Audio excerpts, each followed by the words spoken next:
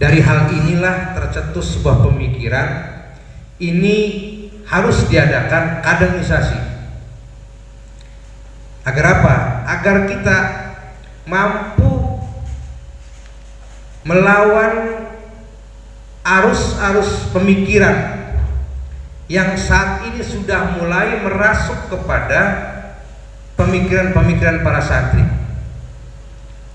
Tampang boleh santri, pakaian boleh santri, tapi terkadang pemikirannya di luar santri. Jadi santrinya cuma hanya modus, pakai peci, pakai koko, pakai sarung, ya. Tapi pikirannya kayak anak-anak sekolah yang urakan. Nah, ini tantangan yang sangat luar biasa. Karena itu para peserta, hal ini insya Allah kita lakukan untuk bagaimana memperkuat, mengantisipasi permasalahan-permasalahan yang ada pada saat ini dan yang akan datang. Nanti kita juga akan dicoba dikader bagaimana cara menghadapi santri-santri yang memang sangat sulit untuk diatasi. Diomongi-ngomongi, dikerasi ngelawan, dialusi ngelunjak. Ini fakta. Ya Pak Yusuf ya, fakta. Dibaturi, dialusi ngelunjak, dikerasi melayu, ngelawan. Ini luar biasa tantangan seperti ini. Dan bahkan kalau santri-santri dulu kayaknya semakin gede amat. Kalau santri yang lama, santri-santri masa lalu, mereka lebih mengedepankan bagaimana menciptakan rasa atau perilaku takzim terhadap kiainya, terhadap gurunya, terhadap ustadznya. Karena mereka bukan hanya mengharap ilmu yang dimiliki, akan tetapi keberkahan dan karomah-karomah para guru, karomah-karomah para kiai. Ini mereka masih percaya terhadap apa itu keberkahan, apa itu karomah. Namun santri saat ini kayaknya sudah terkikis pemahaman-pemahaman seperti ini. Padahal banyak cerita, kayak model Kiai Sakek kalau nggak salah ya, punya Kiai Sakek dulu. Dia nyantri, tidak pernah ngaji. Orang ngaji ya suruh nyangkul, suruh nanam pisang, suruh mandiin kudanya, kuda kiai. Tidak pernah ngaji. Tetapi pada suatu saat suruh pulang oleh kiainya. Begitu pulang jadi kiai besar. Jadi bukan hanya menjadi orang yang alim itu bukan hanya sekedar kita jiddan dalam melaksanakan pendidikan, tetapi juga di situ ada nilai-nilai yang memang rahasia Allah. Atas doa para guru, atas doa para kiai, hidup kita menjadi berkah. Karena itu para peserta sekalian, santri, kita jangan kecil hati. Kita merangkak, kita belajar dari yang terkecil, belajar dari diri kita sendiri, ya. Ibda binafsik, belajar dari diri kita sendiri, belajar dari mulai yang terkecil. Ayo, nggak usah langsung ingin mencapai yang besar terus. Tidak akan pernah tercapai sesuatu yang besar apabila kita meninggalkan yang kecil. Naik tangga pun kita tidak pernah langsung kepada tangga yang paling atas. Kita harus tertib menaiki tangga yang paling gawat, terus berundak seperti itu. Kita juga lahir tidak langsung menjadi seorang yang berumur 30 tahun. Lahir pasti dari satu hari. Jadi inilah gambaran-gambaran hidup.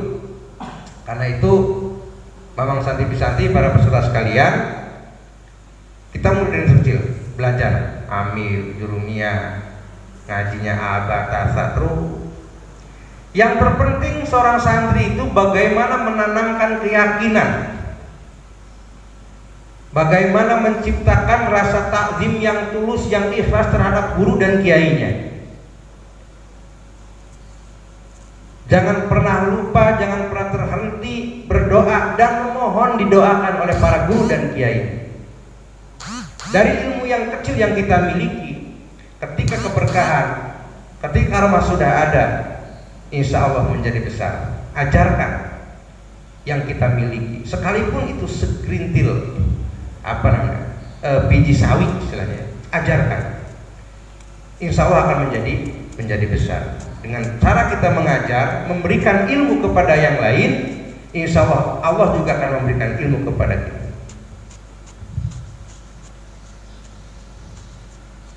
Jadi jangan khawatir, Om Santri, kalau kemudian kalian menjadi seorang pengajar, menjadi seorang pembimbing santri, satu yang harus diingat, jangan merasa dirinya sudah mampu, ya.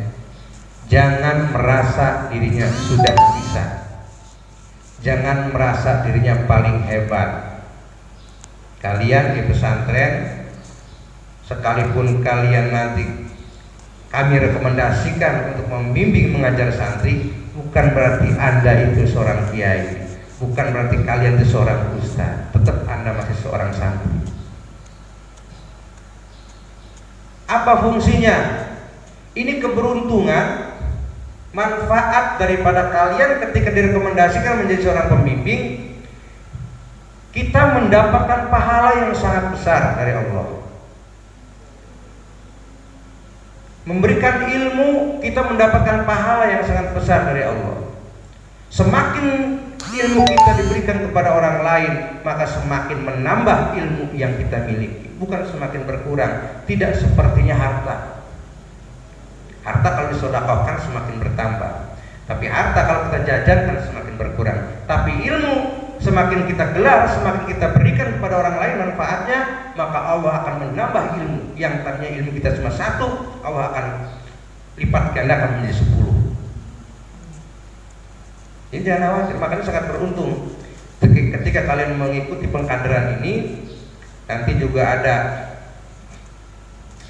model ya tes mengajar gitu. Nanti kalian akan mendapat nilai. Dari nilai itulah nanti kalian akan kita terapkan uji kelayakan. Oh, ini sudah kemampuan sudah lumayan, layak untuk mengajar kelas anu, membimbing si anu. Ya. Insya Allah kalau kalian mulai belajar membimbing, mengajar kepada santri yang lain, insya Allah saya punya keyakinan, berharap kepada Allah, kalian keluar dari pesantren, insya Allah ilmunya bermanfaat, sangat bermanfaat. Ya, kalau kuliah kalian mahal. Kalau kuliah itu berapa? 4 tahun sekali KKN ya? Ya?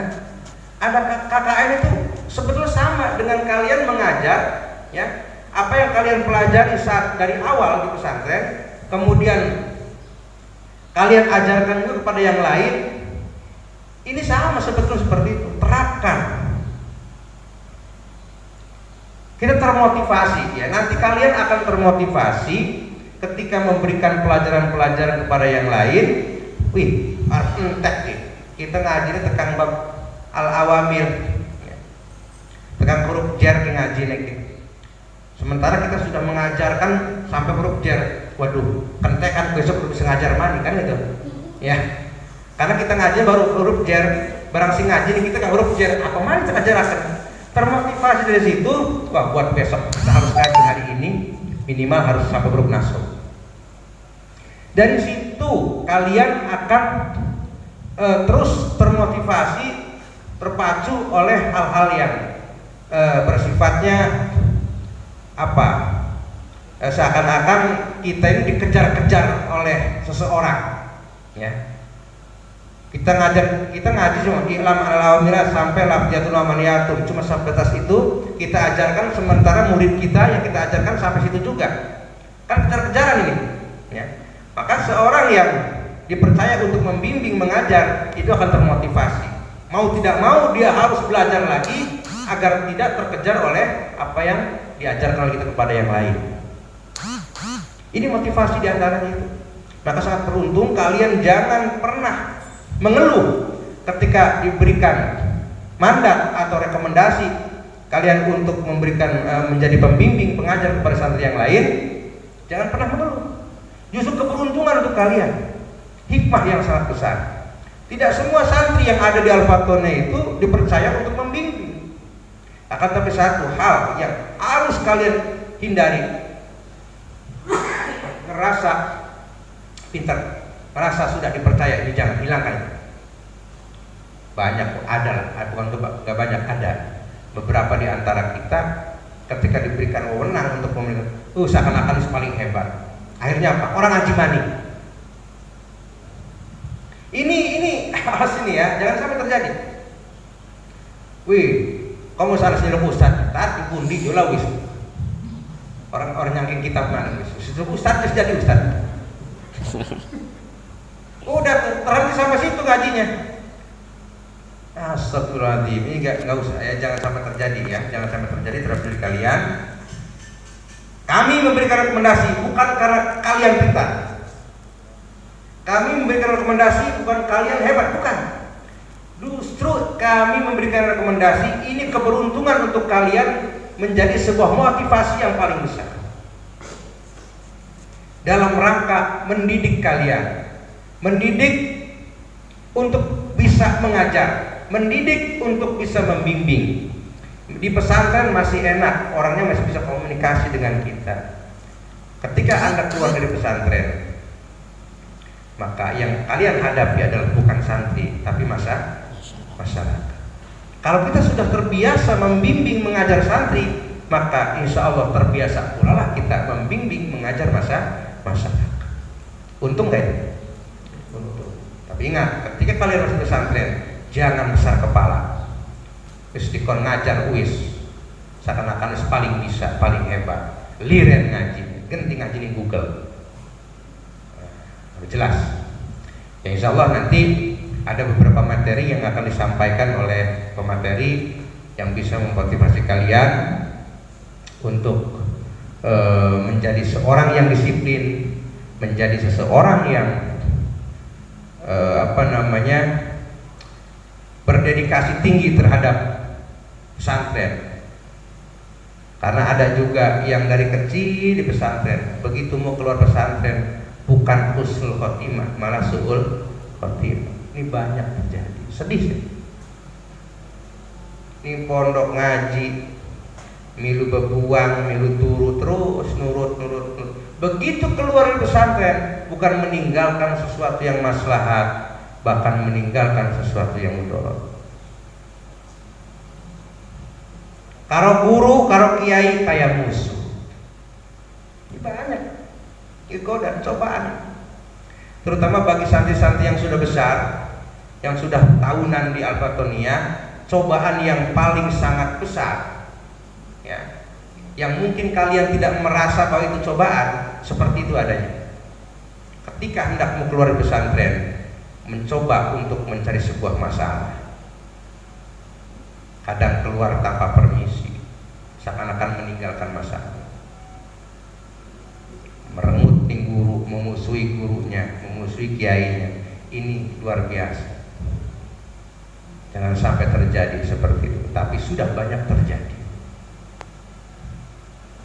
Harusnya kalian semakin lama di pesantren, semakin tertanam rasa memiliki lembaga. Preman Al-Fatone hendak kita.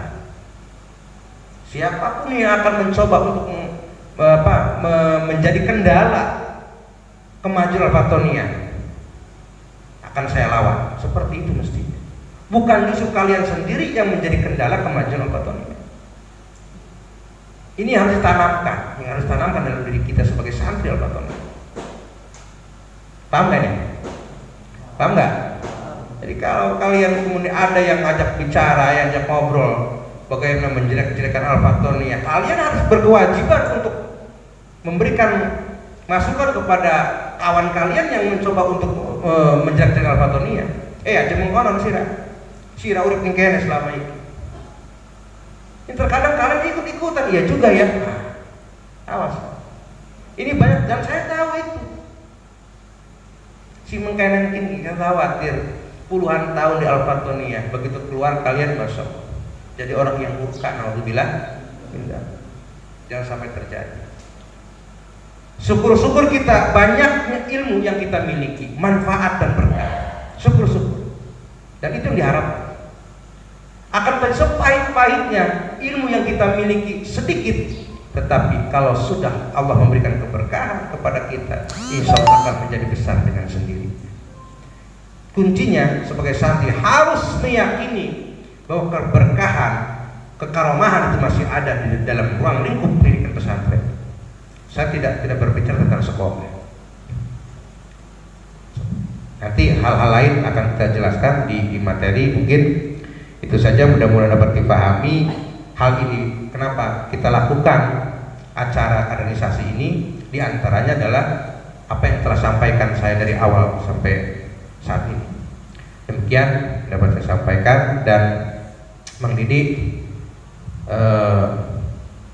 ucapan terima kasih saya salamkan kepada Ketua GP Ansor yang telah memberikan fasilitas ya, tempat.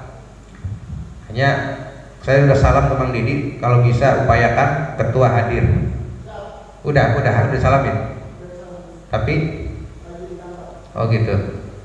Tapi sudah disalamin ya, diundang dalam hal ini, diundang ya sebetulnya. Secara lisan ya. Oke, terima kasih. Allahumma biqil muthariq. Wassalamualaikum warahmatullahi wabarakatuh.